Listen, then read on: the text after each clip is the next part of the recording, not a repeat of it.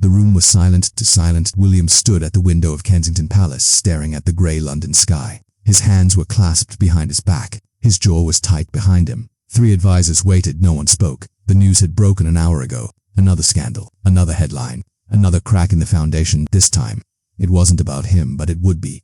Everything always came back to him now. Catherine entered quietly. She saw the tension in his shoulders, the way he held himself perfectly still, like a man bracing for impact. She dismissed the advisors with a single look. They left without a word. When the door closed, William finally turned. "How bad is it?" she asked. "Bad." One word. That was all he needed. Catherine walked to him. She didn't touch him yet. She just stood there, close enough that he could feel her presence. "The poles?" she asked, dropping how much. "Enough." Outside, rain began to fall, soft at first, then harder. William watched the drops streak down the window, each one like a small defeat. "They're calling for a referendum," he said quietly. Catherine's breath caught. "When? Soon? Maybe a year? Maybe less? A referendum on the monarchy itself. The thing his family had held for 1,000 years. Could be voted away in a single day. If you're watching this, and you want to see how this story ends, make sure you're subscribed. This is just the beginning." Catherine finally touched his arm. "We've faced worse, have we?" The question hung in the air, because the truth was, they hadn't. The scandals before had been personal, family drama, internal battles. This was different. This was existential. The British people were tired of the cost, tired of the drama, tired of a system that felt like a relic from another age. And William knew it. He'd known it for years. He'd tried to modernize, to make the monarchy relevant, to show that they could serve, not just reign, but every step forward was met with 2 steps back. His father's coronation had been divisive, too expensive, too grand, too tone-deaf. In a time of economic crisis, his brother had left publicly messily with interviews and documentaries and tell-all books. His uncle's scandals had never truly gone away, and now, the public was asking a simple question. Why do we need them? William had no answer, or rather, he had answers, but they felt hollow. Tradition, history, continuity, words that meant nothing when people were struggling to pay their bills. Catherine moved to sit on the edge of his desk. She was calm. She was always calm. That it was what he loved most about her. "Tell me what you're thinking," she said. William was quiet for a long moment. "I'm thinking," he said slowly, "that we're the last ones." "The last what?" "The last chance, the last hope. If we fail, there's nothing left." Catherine nodded. She'd thought the same thing. "Then we don't fail," she said simply. William almost smiled. "Almost. You make it sound easy." "It's not easy, but it's simple. We do what we've always done. We show up, we serve, we prove that we're worth keeping. And if that's not enough..." Catherine stood. She walked to him. This time, she took his hand. "Then we'll know we tried everything." William looked at her, really looked at her.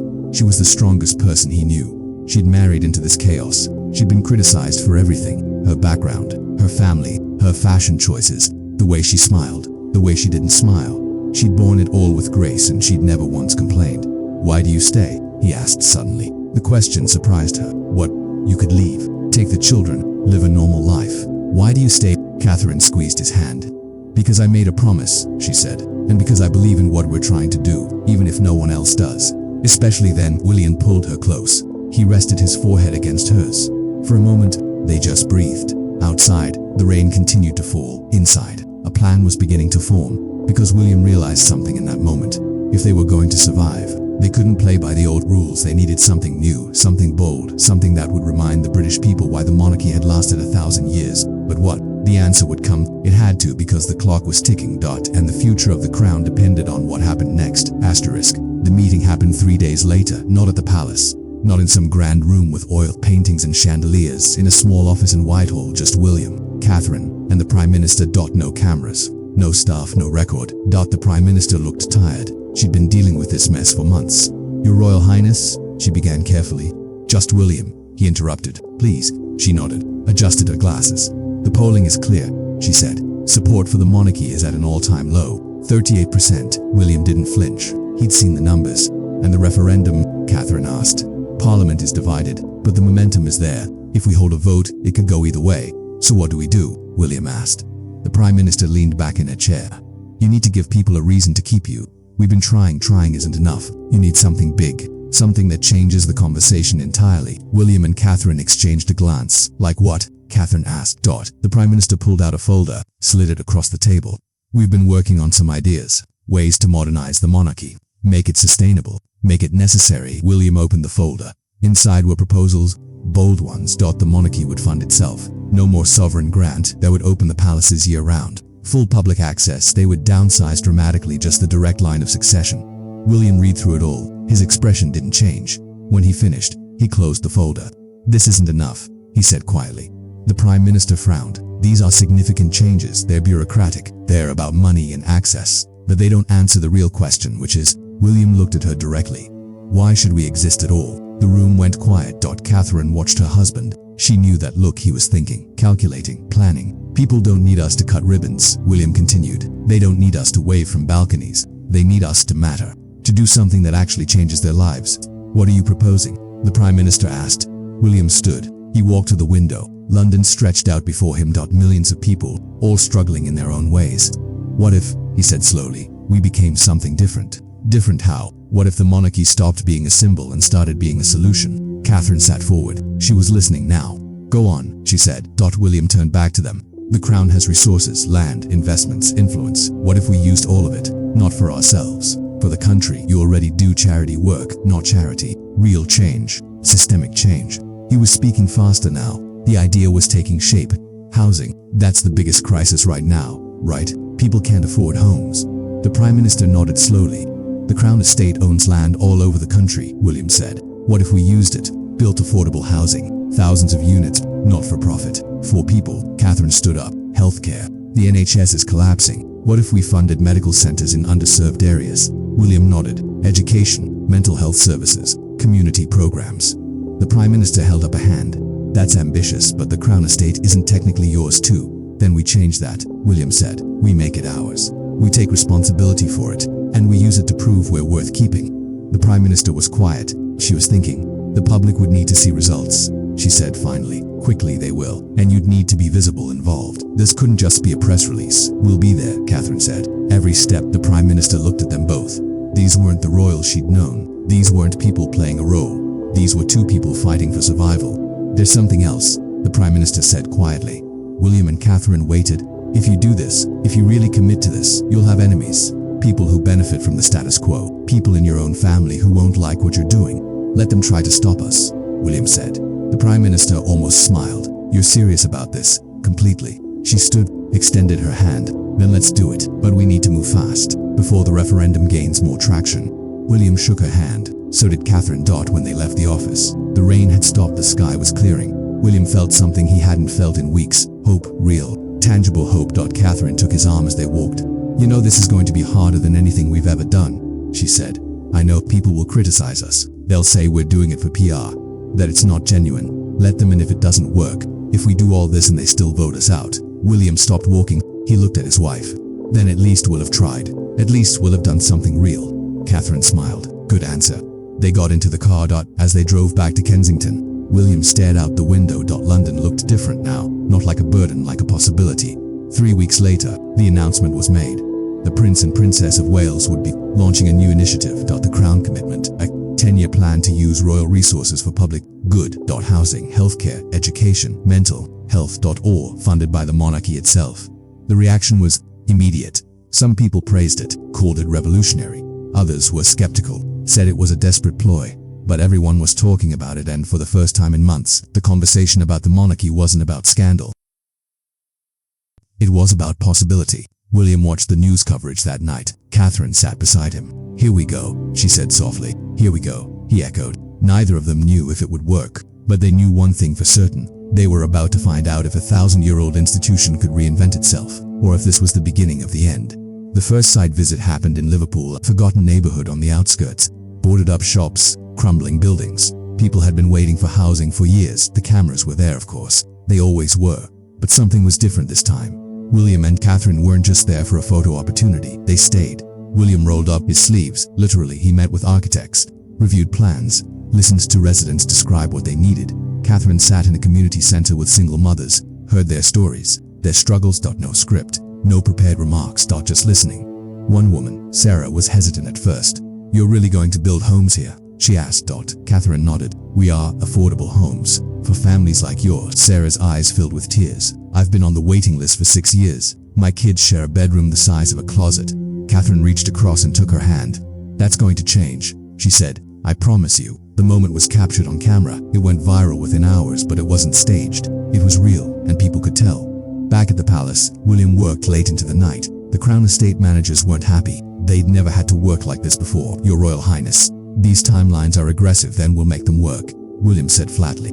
The legal challenges alone figure it out. That's what you're here for. Catherine walked in with tea, set it beside him. The managers left quickly. Making friends? She asked with a slight smile. They'll adjust. Will they? William looked up at her. They don't have a choice. Neither do we. Catherine sat on the edge of his desk. She'd done that a lot lately. The press conference is tomorrow, she said. I know they're going to ask hard questions. Good. Let them. Catherine studied him. He looked tired, but also energized in a way she hadn't seen in years. You're enjoying this, she said. William paused, considered. I'm feeling useful. Maybe for the first time ever. The press conference was brutal. Question after question. All skeptical. All pointed. Isn't this just damage control? How do you respond to critics who say this is too little, too late? What makes you qualified to solve these complex social problems? William didn't dodge. He didn't deflect. You're right to be skeptical, he said. We've been part of a system that hasn't always served people well, but that's exactly why we're doing this, to change that system from the inside. And if you fail, William looked directly at the reporter, then you'll have every right to vote us out, but we won't fail, not because we're royal, but because we're going to work harder than we've ever worked for anything. Catherine jumped in. This isn't about preserving the monarchy for the sake of tradition. It's about proving that we can still be relevant, it's still be useful, still serve the people who this institution is supposed to represent. The questions kept coming, but something shifted in the room. The reporters were still tough, still critical, but they were also curious. 3 months later, ground broke on the first housing project. William was there, hard hat and all. He didn't just show up for the ceremony. He came back, week after week, talked to construction workers, learned their names. One of them, Mike, was skeptical at first. You're not going to last, he told William. They never do. William smiled. Watch me. 6 weeks later, Mike was teaching William how to properly lay bricks. The photo of them working side by side made the front page. Future King Learns Construction, the headline read. But it wasn't just PR. William genuinely wanted to understand the process. If I'm going to talk about this, I need to know what I'm talking about, he told Catherine. She was doing the same thing, spending days at NHS hospitals, not in executive offices, in emergency rooms, in pediatric wards. Seeing firsthand how the system was breaking, taking notes, making plans. One night a nurse named Aisha pulled her aside. You know what's different about you? She said. What? You listen? Really listen? Most people in power, they hear us but they don't listen. You're actually paying attention. Catherine felt a lump in her throat. Thank you, she whispered, but it wasn't all support. The opposition was fierce. Other members of the royal family were furious. This isn't how things are done, one uncle said at a private dinner. Then we'll do it differently, William replied coldly. You're embarrassing the family, making us look like we're begging for approval. We should be earning approval. We always should have been. The argument got heated. Voices were raised. Catherine and William left early. In the car ride home, neither spoke for a long time. Finally, Catherine broke the silence. Are we doing the right thing? William looked at her. Do you think we are? She thought about Sarah, about Aisha, about all the people they'd met. Yes, she said firmly. I do. Then that's all that matters. Referendum date was set, 8 months away. The polls were shifting. Slowly, but they were shifting. Support for the monarchy had climbed to 4%. Still not a majority, but moving in the right direction. We need more, William said, staring at the numbers. We're doing everything we can, Catherine said. Is it enough? Neither of them knew, but they kept going. The second housing project launched in Manchester, then Birmingham, then Cardiff. Healthcare centers opened in rural areas that had been underserved for decades. Mental health programs for veterans, for young people, for anyone who needed them, all funded by the Crown, all overseen by William and Catherine personally. They were exhausted, running on fumes. But they couldn't stop. One evening their children asked a question. Why are you always gone? Their daughter asked. William knelt down, looked her in the eyes. Because we're trying to help people. And sometimes helping people means we can't be home as much as we'd like.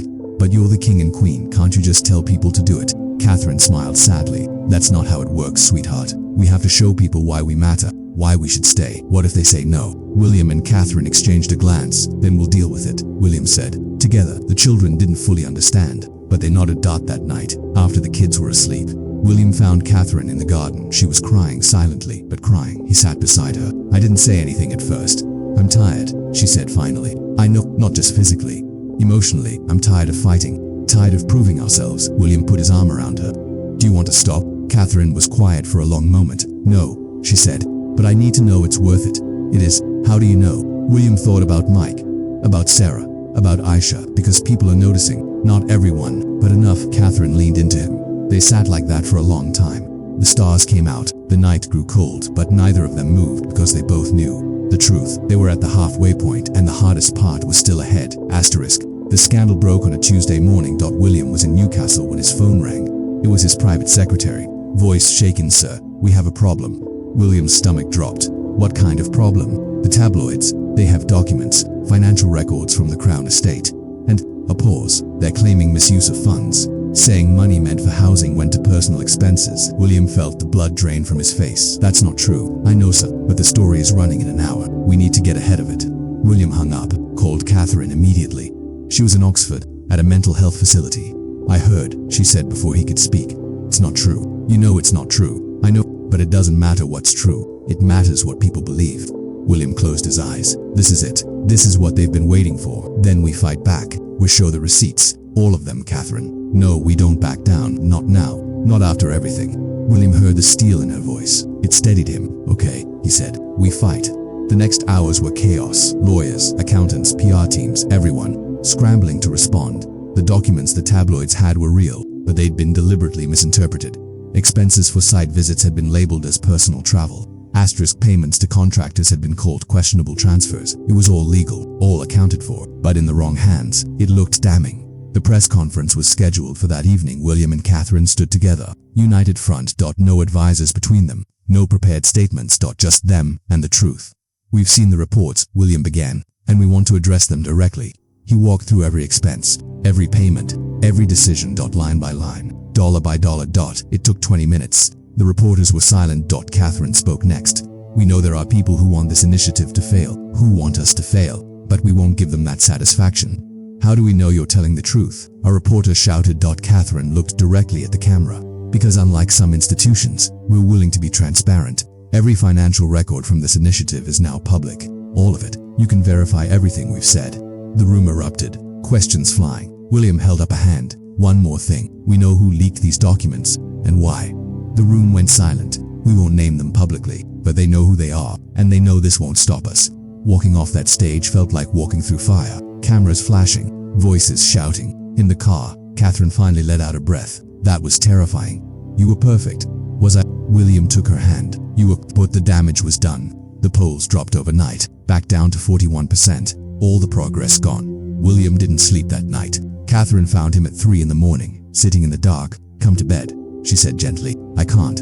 She sat beside him. Talk to me. What if we were wrong? What if this was all a mistake? You don't believe that, don't I? He turned to look at her. We've sacrificed everything. Our time, our family, our privacy. And for what? We're to be accused of corruption. Catherine was quiet for a moment. Remember Sarah? She said finally. Who? Sarah, Liverpool, her kids in the closet-sized bedroom. William nodded slowly. She moved into her new home last week. 3 bedrooms, a garden. Her kids have their own space for the first time in their lives. She pulled out her phone, showed him a photo. Sarah and her children, smiling in front of their new house. That's what we're doing this for, Catherine said. Not the polls, not the press. For people like Sarah. William stared at the photo, felt something shift inside him. You're right, I know I am. He almost smiled. How do you always do that? Do what? Remind me why we're doing this.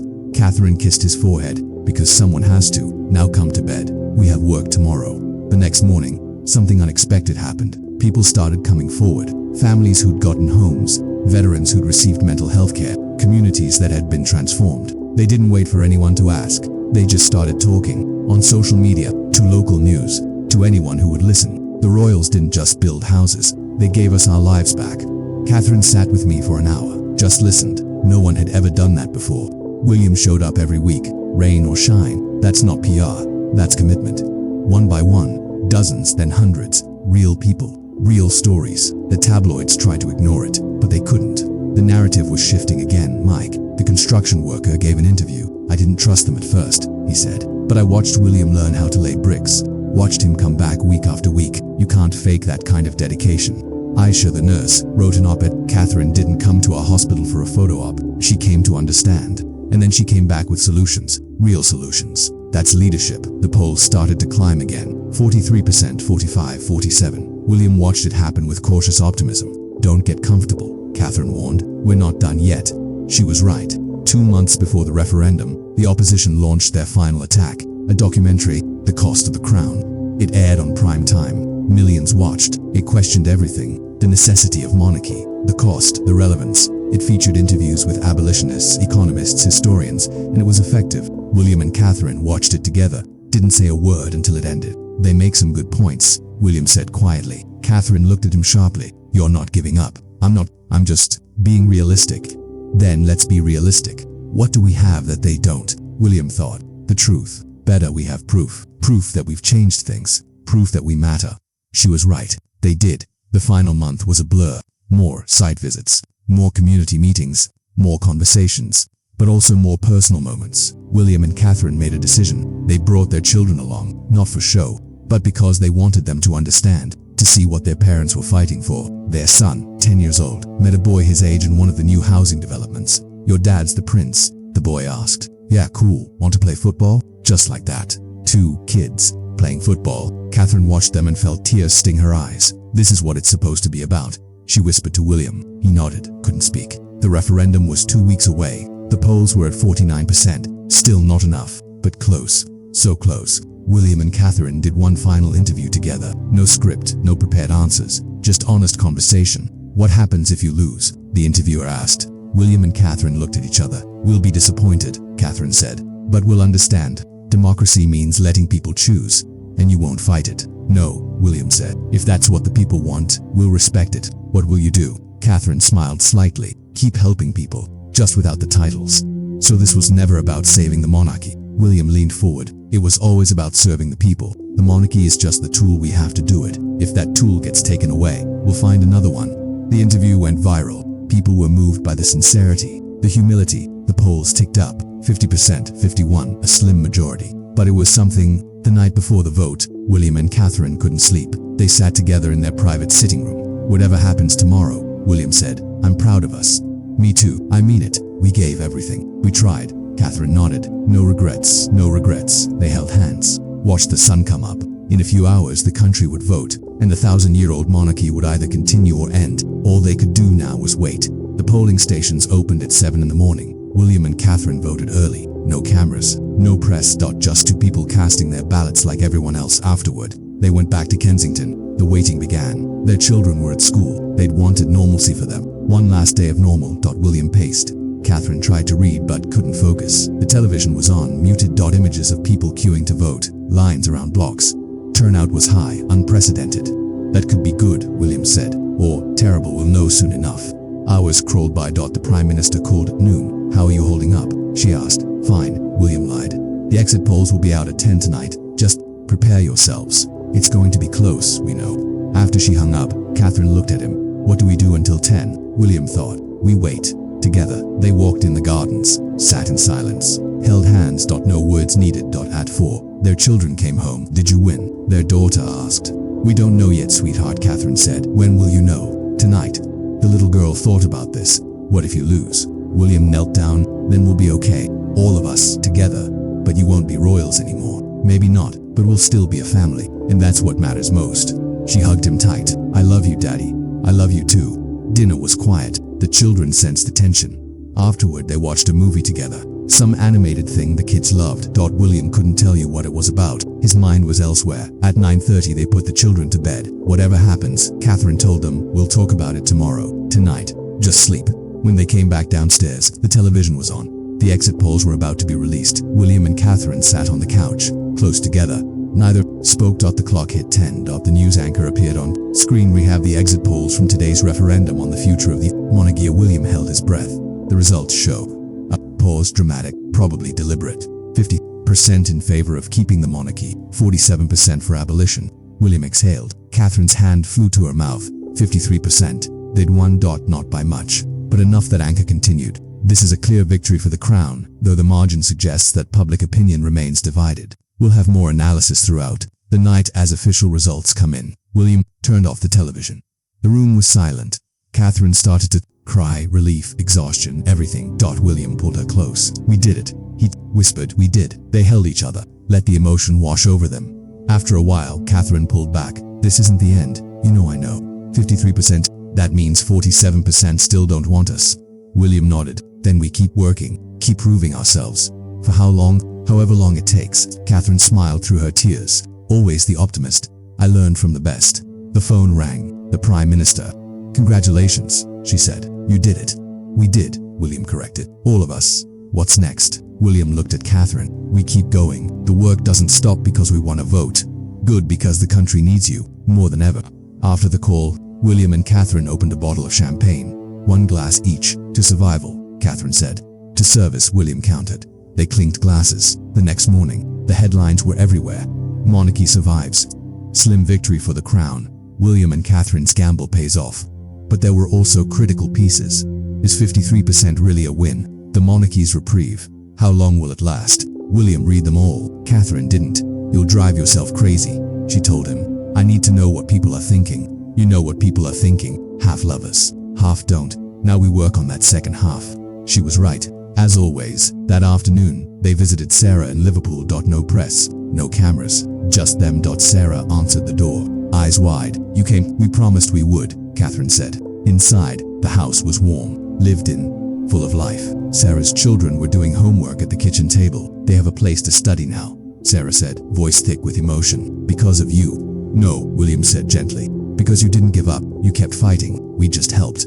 Sarah hugged them both. Tight. Thank you, she whispered, for everything. On the drive back, Catherine was quiet. What are you thinking? William asked. I'm thinking about how close we came to losing all of this. But we didn't. But we could have. And there are millions of people who still think we should have lost. William pulled the car over, turned to face her. Then we'll show them they're wrong. Not through words. Through actions. It's going to take years. Then we'll take years. Catherine studied his face. You really believe that? I have to. We both do. She nodded slowly. You're right. Over the next months, the work continued. More housing projects, more healthcare centers, more community programs. But something had shifted. The pressure was different now. Not about survival. About excellence. They'd earned the right to stay. Now they had to earn the right to be respected. William threw himself into it. Sometimes too much. Catherine would find him working at 2 in the morning. You need to sleep, she'd say. I'll sleep when we're at 60%. That's not how this works.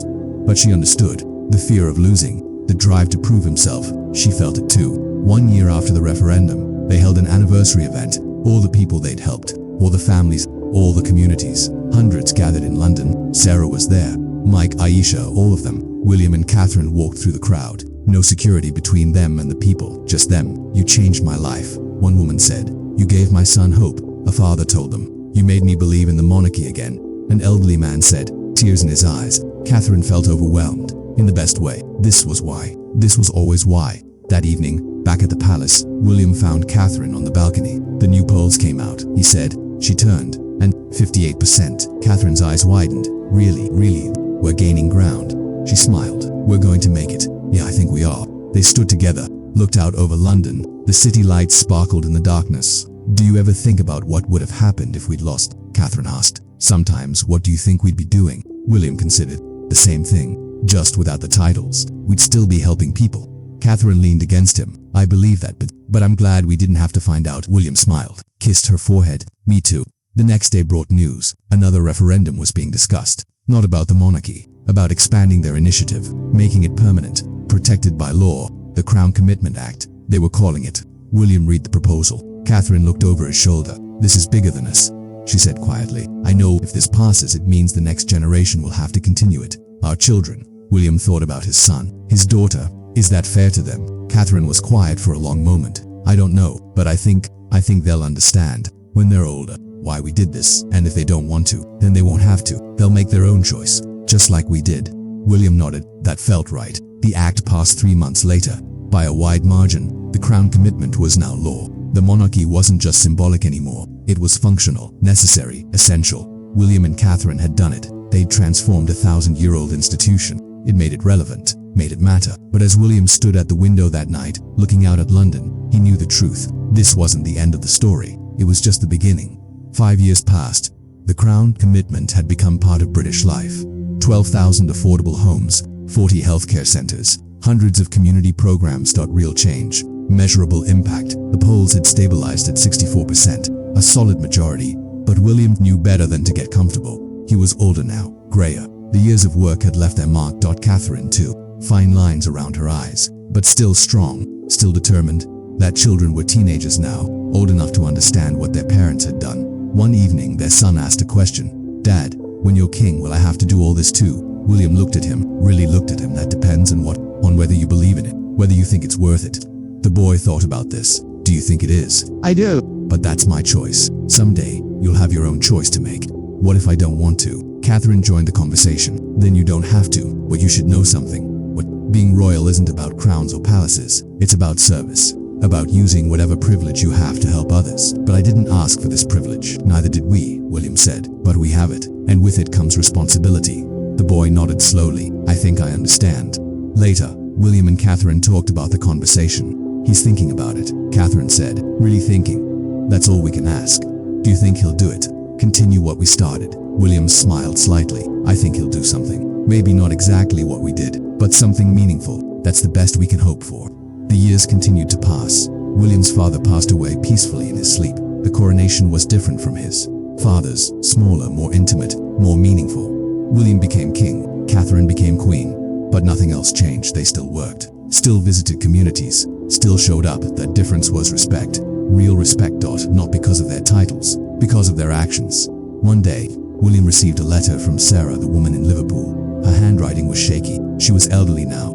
Your Majesty, it began, I'm writing to thank you, not just for the house, but for showing my children what's possible. My daughter just graduated from university, first in our family. She wants to be a social worker, to help people the way you helped us. You didn't just change our lives, you changed our future. Thank you. Forever grateful, Sarah. William read it 3 times, then showed it to Catherine. She cried. Even after all these years, it still moved her. This is why, she said. This is always why. William framed the letter, kept it in his study. On hard days, he'd look at it. Remember, the work never stopped. New challenges emerged. Economic crises, social unrest, political divisions. But the Crown commitment adapted, evolved. Mental health programs expanded. Environmental initiatives launched. Education reforms implemented. The monarchy became what William and Catherine had envisioned. Not a relic, not a symbol, a force for good. On their 25th wedding anniversary, they were interviewed. The reporter asked them about their legacy. We don't think about legacy, Catherine said. We think about impact. What's the difference? William answered. Legacy is about how people remember you. Impact is about how you changed things while you were here. And what impact do you think you've had? William and Catherine looked at each other. We showed that change is possible, Catherine said, even in the oldest institutions, even when it seems impossible. We proved that service matters, William added, that using privilege responsibly isn't just good PR, it's essential. Any regrets? They both shook their heads. The only regret would have been not trying, William said. Years later, William stood at the same window where this all began. He was much older now. In his 70s, Catherine sat in a chair nearby, reading. Do you remember that day? He asked when we thought it was all over. She looked up, smiled. Of course, do you ever wonder what would have happened if we'd lost? Sometimes, but then I remember we didn't. And I'm grateful. William turned to look at her. I couldn't have done this without you. Yes, you could have, but I'm glad you didn't have to. Their son, now the Prince of Wales, knocked and entered. He was middle-aged now, with children of his own. The new housing project is ready, he said. In Glasgow, you should both come to the opening. William smiled. You don't need us there. It's your project. I know, but I want you there. Both of you. Catherine stood. Then we'll be there. At the opening, William and Catherine stood back, let their son lead. He was good at this, natural, sincere. He'd found his own way of serving, different from theirs, but equally meaningful. Watching him, William felt something he hadn't expected. Peace. After the event, a young woman approached them. Excuse me, your majesties. They turned. I'm Sarah's granddaughter. She passed away last year. William's expression softened. I'm so sorry.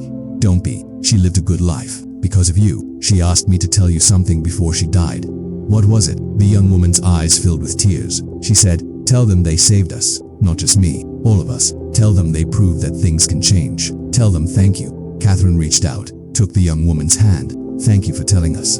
There's something else. I'm a social worker now. Like my mom. We're helping families. Just like you helped us. William felt his throat tighten. She'd be proud of you. I hope so. I'm trying to make a difference. The way you did.